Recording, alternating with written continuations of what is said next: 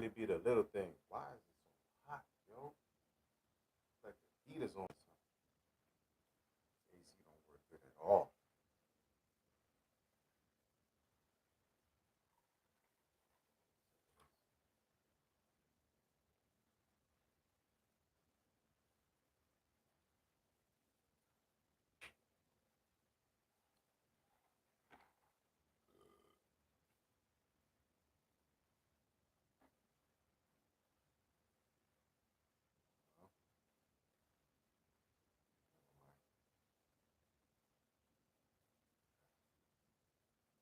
Let's go. I ain't gonna be on live long. I just came here to talk about some stuff. But what I want to say,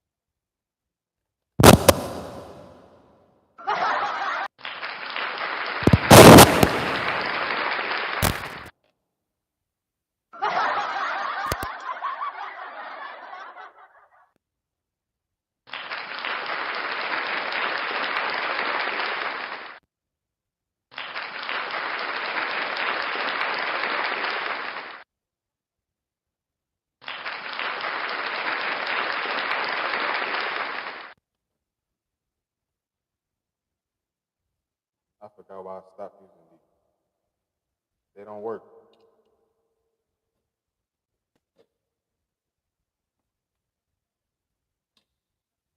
Long, useless piece of trash.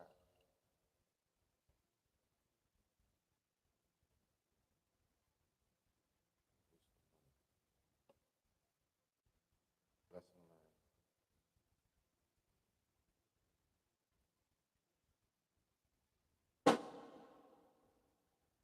But anyway,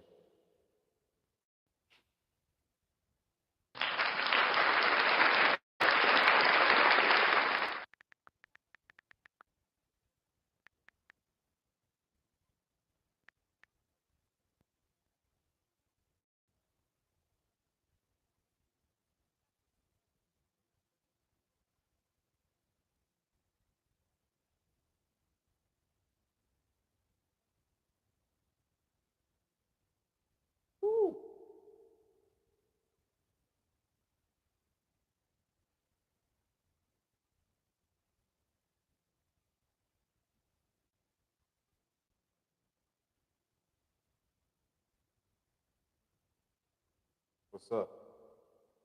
Alyssa Marie 8379.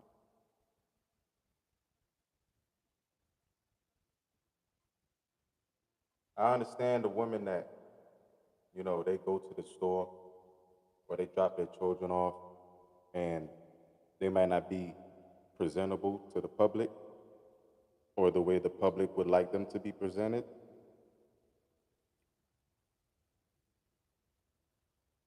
And what's up, Dana? Abdullah. I got a friend named Abdullah.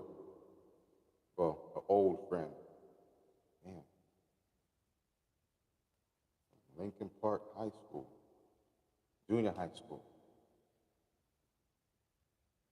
But when women, mothers specifically, they have a lot of times like a mother will have baby brain, right? Like, you get up, you have so much going on the day before school, right? That you don't even think, let me set out something to wear before I go, lay down or whatever. Sometimes the children are so unruly, your plans get thrown out the window. You plan to have a smooth Sunday, or you plan to have a smooth, a smooth transition into the school week, and instead of, your plans going the way you plan it, the children are having a bad day, or, something goes wrong, or the plans get messed up, right? So you might not get the chance to set that outfit out or get yourself ready in time to get the children in, in time for school. And sometimes when it's a single mother, it's very difficult because it's only her, right? So I can understand when you have your bonnet on and you forget that your bonnet's on your head because it's on your head. You're not thinking about your head. You're thinking about, what's in front of you. You got to get the children to school. You got to get yourself ready for work afterwards. And you have all this stuff that you got to get done and you don't have any assistance or any help. So I understand when you have your bonnet on and you just running in there and you think that you're presentable or you think that you're good enough because you might have your robe on or whatever, everything is covered up. But, now society wants you to feel bad that you're a mother and sometimes you can get overwhelmed with everything that you have to do on the day to day. And you might forget to take the bonnet off your head or you might forget to set up a outfit. And majority of the time, the people that have this thing to say are, hey, what's up? What's up? That's for everybody that's just joining. That's for y'all. Welcome in. But it's easy to forget because the people that's talking and the people that's complaining, they're not parents. They're not, especially single parents, and they're not, in that situation where they have to be, taking care of another life. They're just taking care of themselves so they can remember to take a shower and get themselves properly ready the night before or the evening before. I don't like saying night, but they can take the time to get themselves ready the evening before. But a mother, she might not have the time, or a single father, he might not have the time to get himself ready because he's running after his children. She's running after her children. They're not robots. They're not light switches. They're not like the video game where single people can play the video game and be able to be carefree or responsibility free. But the same people that are responsibility free and carefree, they're the same ones that have something to say. That's why I always talk about when a woman goes to the store and she might have her bonnet on. That's her and her nakedness. That's her at her worst. So if you can accept her at her worst, if you can accept him at his worst, he go in there with his sweats on or a t-shirt or a tank top. If you can accept him at his worst, accept her at her worst, you will deserve them at their best.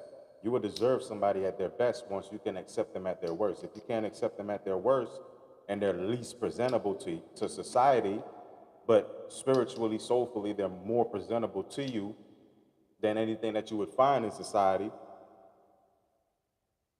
that don't, you know, that don't seem to be the resonance in today's world. But tomorrow's world, the new earth, all that has changed. I've been the change that I wanted to see in the world since I came into the world, but I'm not of the world. So the change that I am is not productive, it's not productive to the growth of the world or the sustainability of the world. It's productive to the growth and the sustainability of the planet and the animals and the children of the earth, children of the sun, the children of the soul, not the children of the skin and the materials that they bind themselves within. So I can understand it's the little things that we forget. Like I talk about drinking water, stretching, praying, making sure you laugh and have a good positive set 20 minutes before you even start the day. So that way that sets the tone for the rest of the day. Anything that happens therefore or henceforth is null and void because you've already set the tone for your day. You're secure. Your energy is already secured. So nothing on the outside can come in. But if you forget that and you go willy-nilly, care less, not carefree or careful, then the outside world begins to set the tone of your day, right? Certain things might happen and then you haven't taken the time to set the tone for your day.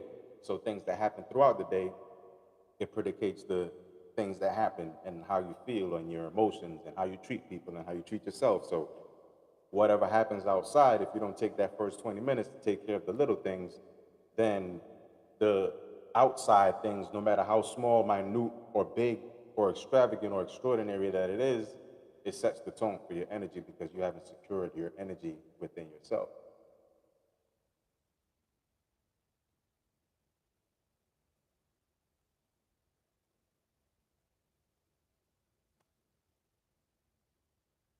So with that being said, the mothers and the fathers that they might go to the store underdressed or with their bonnets on, it's easy to forget when you have a thousand things going on at one time. It's easy to lose track of what it is that you have to do and what it is that set plan is when the plan goes to shit. You have a lot of responsibilities to take care of. So most of the times those responsibilities get thrown out the window for what's right in front of you. And what's right in front of you is taking care of your children, making sure that they're on time, making sure that they're fed, they're ready, they're prepared for the day. And then you take care of yourself afterwards. So the world don't see that. You have to take care of the children first before you then take care of yourself. They only see, oh, why is she coming here with them short shorts on, showing her ass and all that. But they wouldn't say that to the white woman that's showing up with her ass out. They would just look at her and say, oh, she's so beautiful, she's so gorgeous, because the world has this fictitious image of beauty, and the standard of beauty is light skin to white skin, right? And when you see somebody that's dark skin to dark chocolate skin, then it gives you that shock factor, like it's something new. It's like an alien that you didn't expect to see. So then it throws off everything that you feel and it throws off the reality. So you see somebody that's chocolate and looking, um, what's the word? They're like a delicacy, something that's unique, something that's different. They're not the norm that you would see. They're not the perception that you were given by this fake false reality, this fake false world. So when you see a mother and she coming with her bonnet on or her robe on, you don't think that she took care of her children and she took care of everything and now she's, trying to scramble to take care of herself and get the day started, or scramble to take care of himself or get the day started for him. They see an unperfect or an unfinished product that needs to be judged or needs to be worked on. So they want to point the finger because they're not in that situation. You're not going through it, and you have nothing nice to say, yet you have a whole bunch of things to say regardless. So those people show me that they're non-playable characters, half of them, and the other half of them are the people that were released from the insane asylums because they have a perception of reality that's so twisted that they feel like the only way that they can survive is off judging someone else, blaming someone else, pushing off their responsibilities onto somebody else instead of holding on to their responsibilities and fulfilling their duty to the responsibilities and then living life. Like my father taught me, work first, play later. When you get all your work done, then you can go play for the rest of the day. You have nothing to worry about. But if you go play and you go spend, now you have to worry about scrambling to pay bills. Now you have to worry about scrambling to get your work done. Now you have to worry about scrambling to get yourself situated. So that's how I got situated in work and situated in discipline because I was taught from small, take care of your work first. Work first, play later. If I don't have nothing to if I don't have nothing to do work wise, then I find something to do. If I can't find something to do, then okay. Read something, learn something, intake some type of knowledge, intake some type of self development or self awareness or something that I can give to the world as the good portal is still open until September 22nd, give something to the world and do good and give life, joy, you know, help a child get a smile on their face by being a childish, outlandish type of person that they can see and picture themselves as. Like a lot of people see and picture themselves as other people and they try to be those other people, but children, they see other people and they don't see something that they want to be. They see something that they can be like. They see something that influences them to go within themselves and be that child like inside themselves while the world is trying to tear that childish part out of their heart so that they can focus on money. Everything I say comes full circle. But life is a spiral, and we're not married to the circle. We're married to the earth. We're married to the sun. We're married to the soul. We're married to the spirits. We're married to the planet herself. We're not married to the world that's placed upon the planet like a parasite sucking her life away. But as the world sucks the life of the earth, the world definitely feels pain with all the catastrophes, the heat of the sun, and the people that's in control of the economic structure being taken down and having to do like what I said before, when it's like somebody tied their shoelaces together and they're playing a practical joke on them. Look at the things that's happening right now. Yes, we're going to pay for it, but we deserve to pay for it because we haven't gotten ourselves to the point where we taking care of those little things. We taking care of prayer. We taking care of family. We taking care of drinking some water and getting connected to the planet where we come from. We only worried about what the world has in store for us that day. We're only worried about stressing ourselves out that day and looking forward to stress ourselves out the next day, which is so stupid. It takes away from the little things that matter and it puts into perspective now the world has a perception on how you perceive your reality instead of you making the world have a perception on you and your reality and trying to bend and break and pull backwards to figure you the fuck out because you've taken care of those little things, right? It's the little things that matter. If you don't take care of those little things, how are you going to get to the big things? If you don't care about a penny, how can you care about $1 million, those people that chase money? I don't understand this. You don't care about pennies and change. You don't want to have that in your pocket, right? But you don't. But you want to have $1 million. You want to have $10,000 a week. You want to make $10,000 a month. But you don't give a fuck about the little things. You don't give a fuck about the actual person that has to be the mechanic and the machine and the motherfucking inspector and the quality control manager, right? And the worker. You got to wear all those hats to make sure you get to $1 million. But you want to get to $1 million without having to take care of those little things first.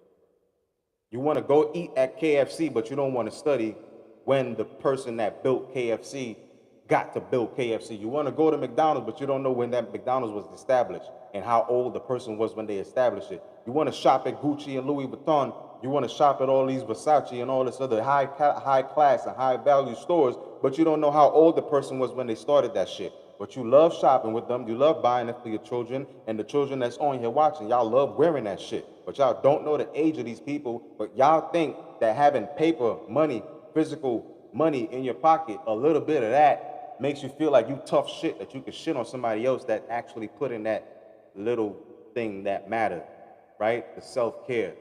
I can look and tell a billionaire from a millionaire, from a thousandaire and a hundredaire and a brokey in a glimpse of an eye, in a batter of an eye, in a split of a second. I can see who took care of those little things that matter. I can see who took care of their 20 minutes before they started the whole day. I can see who took care of their discipline. I can see who took care of their autopsy. I can see who took care of their family development, their self-awareness development. I can see who did that and who didn't, and who tries to copy and paste and get to the end of the race without having to run that shit. So when you get to the end of the race, you start running and realizing this shit is not a motherfucking game, and you start tripping, falling, losing everything that you gained easily because you wanted to get to $1 million so quick. You sell your soul because you go against your morals and your actual attributes that you are. You forget who you are, and then you go and try to be somebody else without taking care of the little things that matter, right?